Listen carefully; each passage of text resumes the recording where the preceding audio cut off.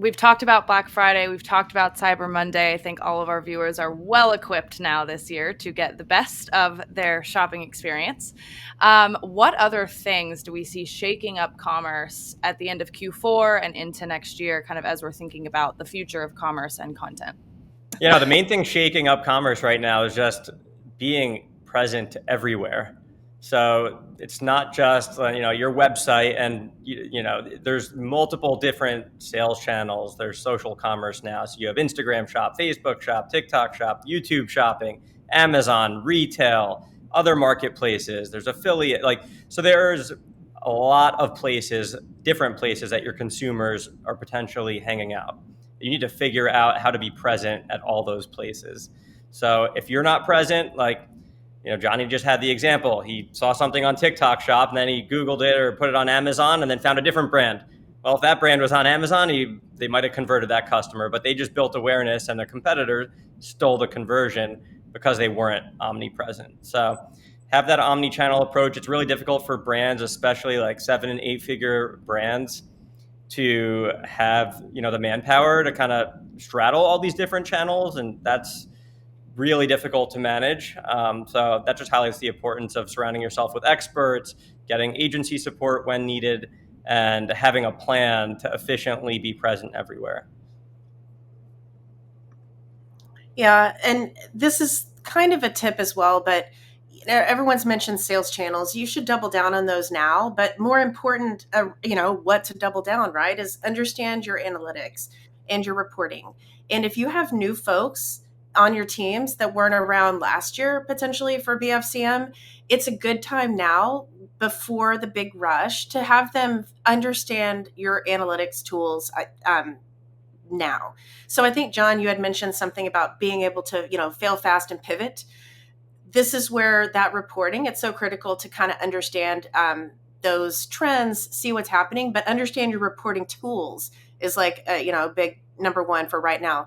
My daughter the other day was wearing this beautiful necklace, and I asked her, she had showed me a handmade bracelet that she made, but then I said, did you make the necklace? She goes, no, it's Pura Vida. Well, Pura Vida's on Shopify. One of the things that they did, I thought this was a really interesting case study that I read a couple of months ago. They figured out that their abandoned cart conversion was completely different using on Facebook for their Facebook channel than it was for their email channel. And so what they did was they doubled down on the abandoned cart messaging using Meta Facebook Messenger app instead of email. And I think that they increased their top line revenue like $1 million month over month just by making that small adjustment to that particular strategy, their abandoned cart strategy. So this is ways, that's just proven fact. Like, look at the data, look at the reporting, see where there's these little nuggets, and then go ahead and mash the gas on those. Can make, substantial revenue changes especially during peak. So true. I think something that's shaking up commerce in the coming years, clearly, like John just mentioned, with social commerce, that is the way of the world. And recently, Amazon announced a partnership with TikTok and Pinterest, where they're letting people buy those products from Amazon without leaving those social platforms, which is huge, because I think still some shoppers are a little wary of TikTok Shop, and this gives them that sense of confidence that they have. And the reality is Amazon shoppers aren't just hanging out on Amazon,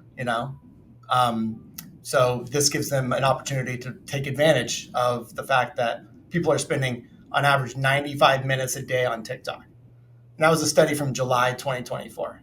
This is where people, each and every one of us, are spending our days. And so if we can be able to bring that, the products and the commerce to that channel to expand that reach and that awareness, it's just a huge lift altogether. And brands just have to understand to utilize things like TikTok SEO as a part of their whole holistic search strategy. People are using TikTok like a search engine, And it's just a shift in behavior on how people are seeking and finding, key information relevant to products and services. So your SEO has to expand beyond keywords, right? So we have trending sounds, we have visuals, we have UGC content, and it really has a cross-platform influence because those TikTok videos, they're getting ranked in Google, they're getting ranked in YouTube, right? So to your point, John, about multi-channel, this is a key area where we can demonstrate how by approaching this can really influence purchasing decisions.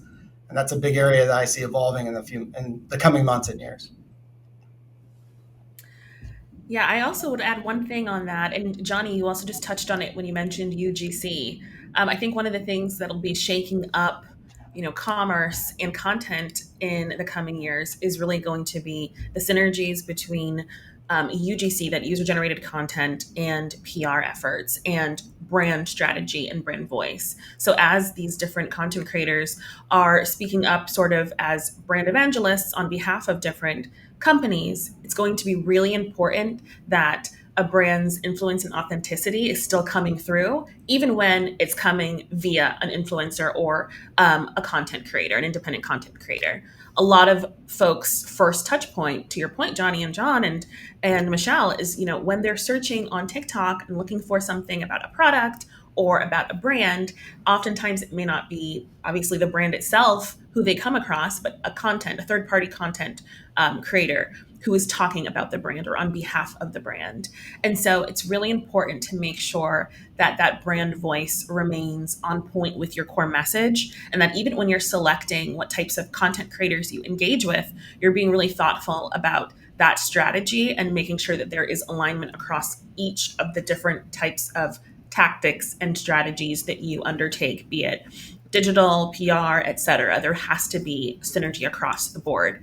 Funny thing, I'm sure probably a lot of you have seen it, but the latest trend about demure on TikTok, so demure, so mindful. There's this user who had gone viral talking about being demure and mindful and making suggestions for all the ladies about how they should be dressing for work. And all of these different content creators and brands have gone and run with it. Patrick Ta, the makeup brand, and others have been making lots of different TikToks and Instagram reels about that and using that to promote their products. And content creators are also using that audio and that current trend to talk about different products and brands at the moment. So all of that, it can be fun, it can be cheeky.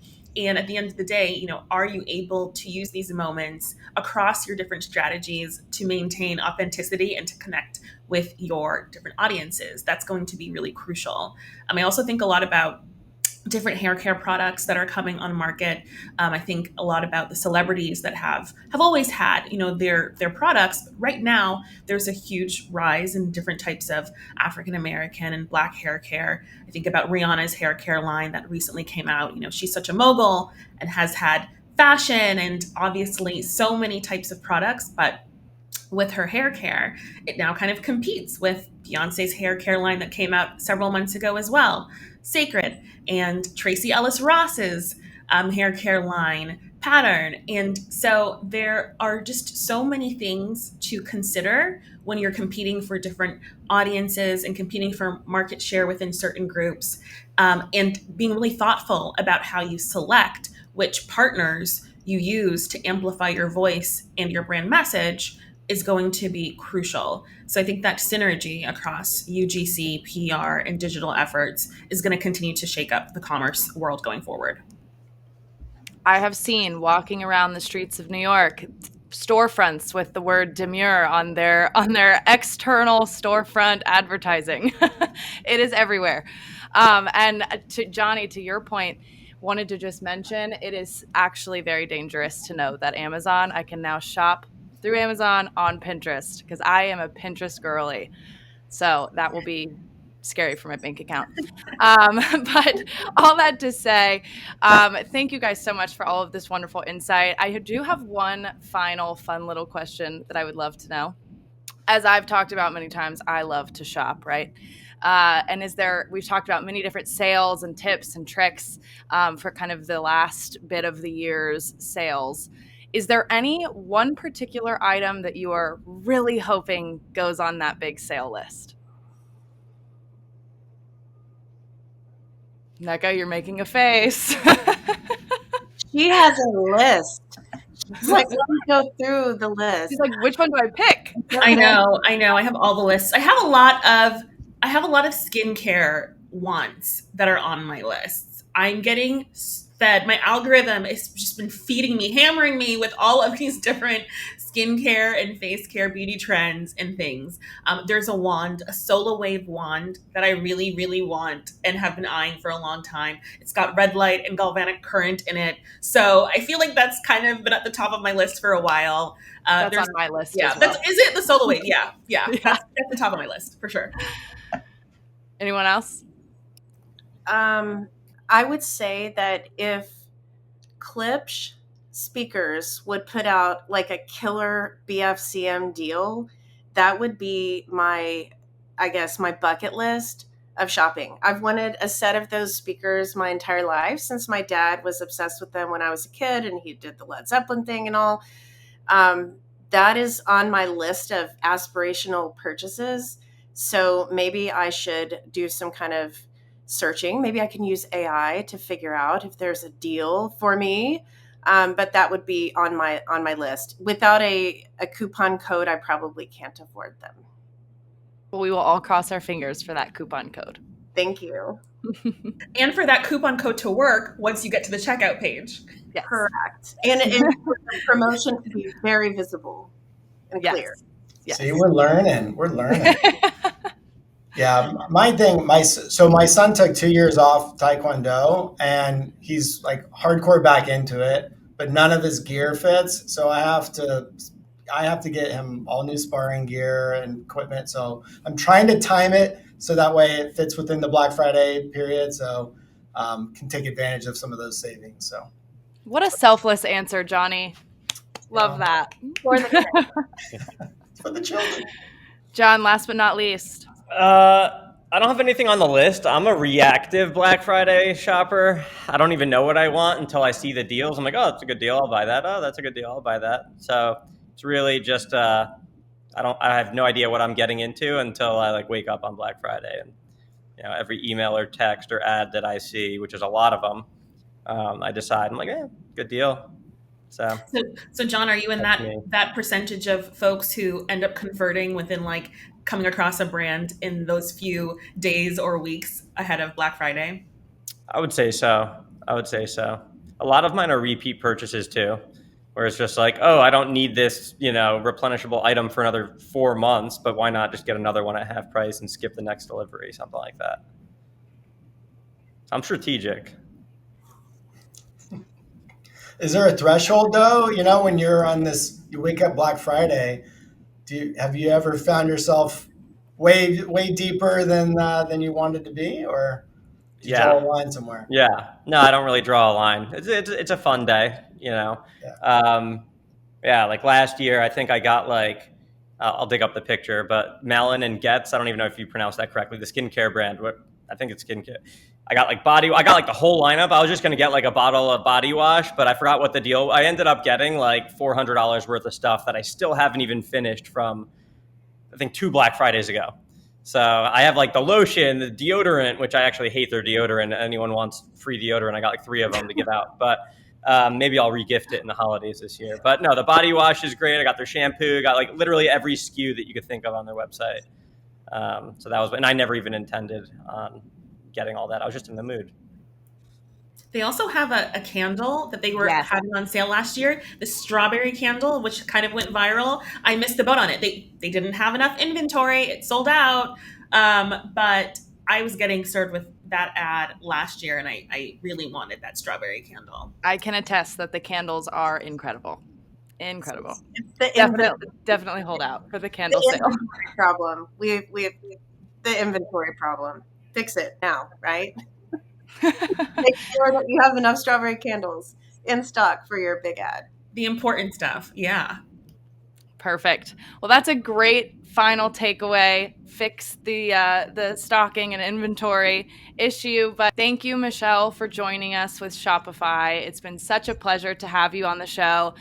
And thank you all to all of our viewers for tuning in. If you have any questions or comments, please feel free to follow Avenue Z on Instagram and LinkedIn.